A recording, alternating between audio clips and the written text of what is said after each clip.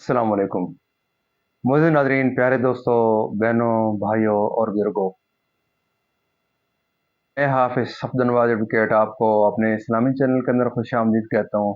اور ہر روز کی طرح آج بھی ہم انشاءاللہ 14واں پارہ سورۃ النحل کی آیات نمبر 84 تا 91 تک کی تلاوت، ترجمہ اور تفسیر پڑھنے کا شرف حاصل کریں گے۔ تلاوت شروع کرنے سے پہلے ہم درود شریف پڑھتے ہیں، آپ بھی میرے ساتھ پڑھیں۔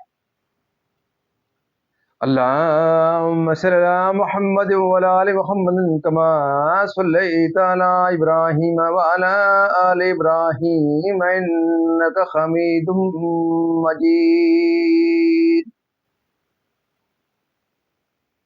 اللهم بارك على محمد وعلى آل محمد كما باركت على إبراهيم وعلى آل إبراهيم إنك حميد مجيد. أما بعد فأعوذ بالله من الشيطان الرجيم. بسم الله الرحمن الرحيم.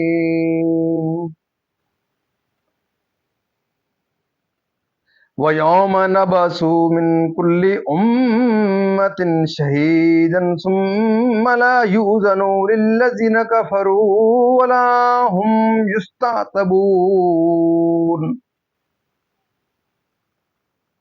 وَإِذَا رَأَى الَّذِينَ ظَلَمُوا الْعَذَابَ فَلَا يُخَفَّفُ عَنْهُمْ وَلَا هُمْ يُنذَرُونَ. وَإِذَا رَأَى الَّذِينَ أَشْرَكُوا شُرَكَاءَهُمْ قَالُوا رَبَّنَا هَؤُلَاءِ شُرَكَاؤُنَا الَّذِينَ كُنَّا نَدْعُو مِن دُونِكَ فَأَلْقَوْا إِلَيْهِمُ الْقَوْلَ إِنَّكُمْ لَكَاذِبُونَ. وَأَلْقَوْا إِلَى اللَّهِ يَوْمَئِذٍ السَّلَمَ وَضَلَّ عَنْهُمْ مَا كَانُوا يَفْتَرُونَ.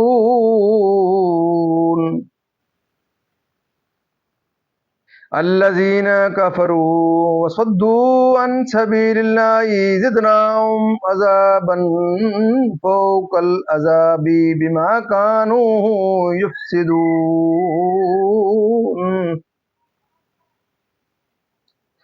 وَيَوْمَ نَبْعَثُ فِي كُلِّ أُمَّةٍ شَهِيدًا عَلَيْهِمْ مِنْ أَنْفُسِهِمْ وَجِئْنَا بِكَ شَهِيدًا عَلَى هَؤُلَاءِ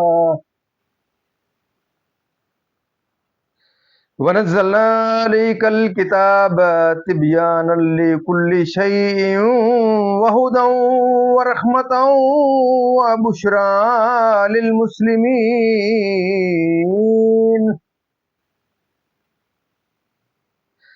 إِنَّ اللَّهَ يَأْمُرُ بِالْعَدْلِ وَالْإِحْسَانِ وَإِيتَاءِ ذِي الْقُرْبَى وَيَنْهَى عَنِ الْفَحْشَاءِ وَالْمُنكَرِ وَالْبَغْيِ يَعِظُكُمْ لَعَلَّكُمْ تَذَكَّرُونَ. وَأَوْفُوا بِعَهْدِ اللَّهِ إِذَا عَاهَدتُّمْ وَلَا تَنقُضُوا الْأَيْمَانَ بَعْدَ تَوْكِيدِهَا وَقَدْ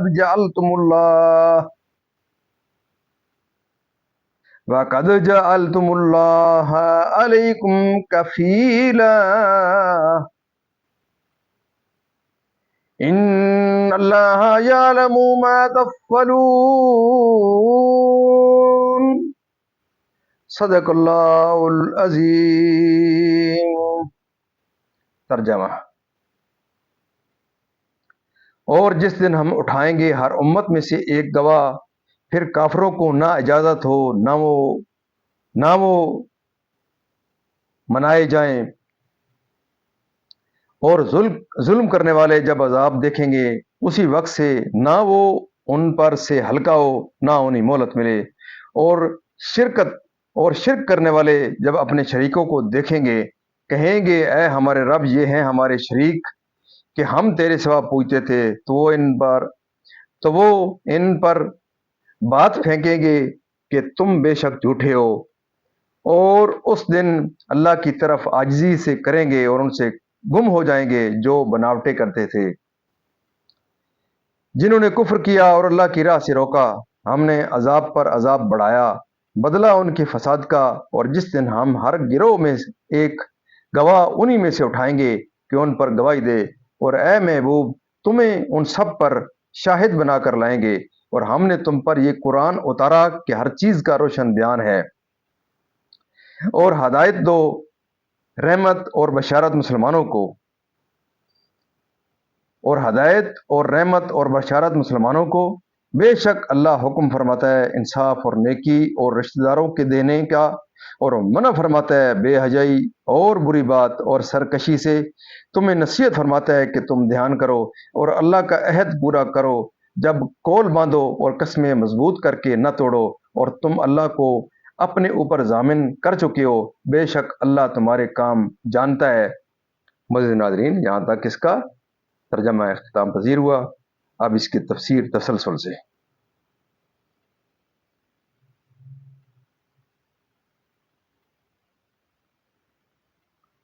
معاند کے حسد و اناد سے کفر پر قائم رہتے ہیں، یعنی روز قیامت جو ان کی تصدیق و تکذیب اور ایمان و کفر کی گواہی دے، اور یہ گواہ انبیاء علیہ السلام ہیں، معذرت کی یا کسی کلام کی یا دنیا کی طرف لوٹنے کی، یعنی نہ ان سے عتاب و ملامت دور کی جائے گی، یعنی کفار بتوں وغیرہ کو جنہیں پوجتے تھے، جو ہمیں معبود بتاتے ہو، ہم نے تمہیں اپنی عبادت کی دعوت نہیں دی، مشرکین اور اس کے فرمانبردار ہونا چاہیں گے۔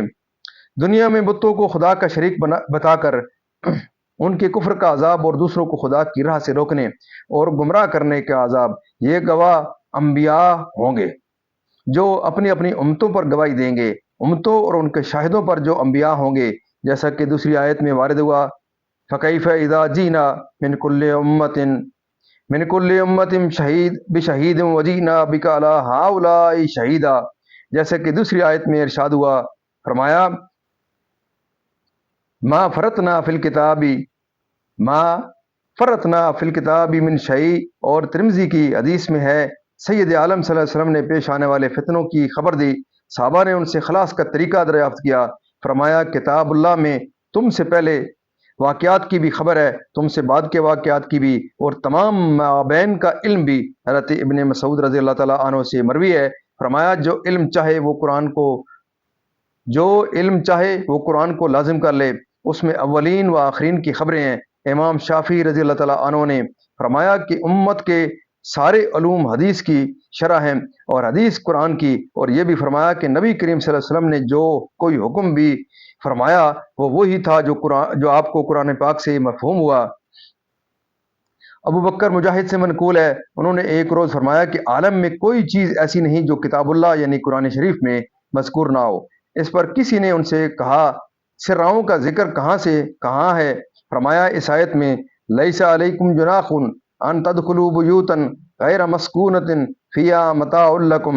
ابو الفضل مرسی نے کہا کہ اولین و آخرین کے تمام علوم قرآن پاک میں ہیں، غرض یہ کتاب جامع ہے جمی علوم کی، جس کسی کو اس کا جتنا علم ملا ہے اتنا ہی جانتا ہے۔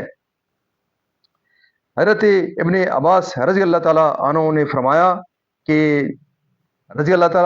فرمایا کہ انصاف تو یہ ہے کہ آدمی لا الہ الا اللہ کی گواہی دے اور نیکی اور فرائض کا ادا کرنا، اور آپ ہی سے ایک اور روایت ہے کہ انصاف شرک کا ترک کرنا اور نیکی اللہ کی اس طرح عبادت کرنا گویا وہ تمہیں دیکھ رہا ہے، اور دوسروں کے لیے وہی پسند کرنا جو اپنے لیے پسند کرتے ہو، اگر وہ مومن ہو تو اس کے برکات ایمان کی ترقی تمہیں پسند ہو، اور اگر کافر ہو تو تمہیں یہ پسند آئے کہ وہ تمہارا اسلامی بھائی ہو جائے۔ انہی سے ایک اور روایت ہے، اس میں ہے کہ انصاف توحید ہے اور نیکی اخلاص، اور ان تمام روایتوں کا طرز بیان اگرچہ جدا جدا ہے لیکن معال و مدعا ایک ہی ہے، اور ان کے ساتھ صلہ رحمی اور نیک سلوک کرنے کا، یعنی ہر شرمناک مذموم قول و فعل یعنی شرک و کفر و معاصی، تمام ممنوعات شرعیہ یعنی ظلم و تکبر سے۔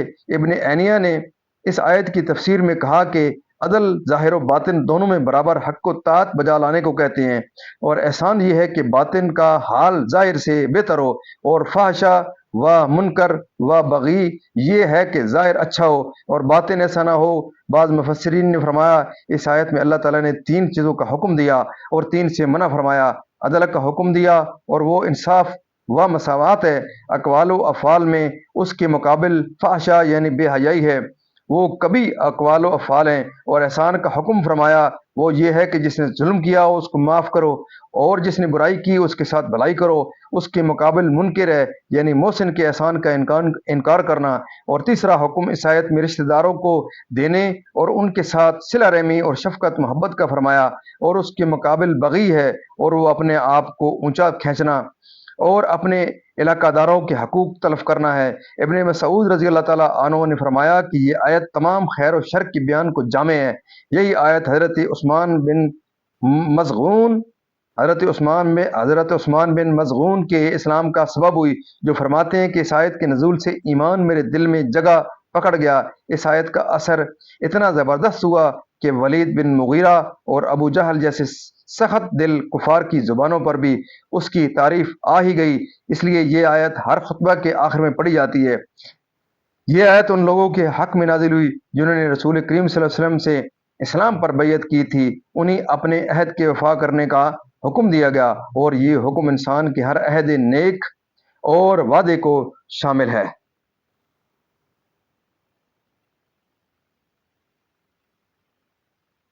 ناظرین، اللہ تعالیٰ کے فضل و کرم سے یہاں تک کہ آج کی ہماری تلاوت ترجمہ اور تفسیر اختتام پذیر ہوئی۔ ہم اللہ تعالیٰ کے دربار کے رئیس کلام مقدس کے صدقے حضور پاک صلی اللہ علیہ وسلم کی ذات برکات کے صدقے دعا کرتے ہیں کہ اللہ تعالیٰ میں قرآن پاک پڑھنے، قرآن پاک کو سمجھ کر اس کے احکامات کے مطابق حضور پاک صلی اللہ علیہ وسلم کی پاک سیرت کے مطابق اور صحابہ کرام کے نقش قدم کے اوپر اللہ تعالیٰ ہمیں چلنے کی توفیق عطا فرمائے۔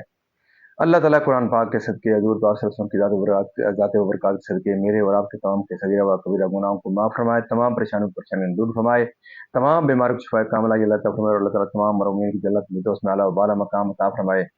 اور آپ تمام معزز ناظرین سے یہ درخواست رہتی ہے کہ آپ اس ویڈیو کو ضرور پورا دیکھا کریں، تاکہ پورا دیکھیں گے تو آپ اس کو تلاوت کا ثواب ملے گا، اس کے ترجمہ اور تفسیر آپ کو اس کو سمجھنے کی موقع ملے گا۔ تو آپ خود بھی دیکھیں، اپنے بچوں کو، اپنے عزیز اقربا کو، اور جہاں تک آپ اس آواز کو پہنچا سکتے ہیں صدقہ جاریہ سمجھتے ہوئے آپ اس ویڈیو کو ضرور دوسرے دوستوں کے ساتھ شیئر کریں۔ اللہ تعالیٰ آپ کی زندگی میں خیر و برکت عطا فرمائے۔ اللہ تعالیٰ آپ کو قرآن پاک کو سننے، سمجھنے اور اس پر عمل کرنے کی توفیق عطا فرمائے، اور اللہ تعالیٰ دن قیامت حضور پاک صلی اللہ علیہ وسلم کی آپ کو اور مجھے اس پروگرام کے صدقے دن قیامت اللہ تعالیٰ حضور پاک صلی اللہ علیہ وسلم کی شفاعت نصیب فرمائے۔ آمین ثم آمین۔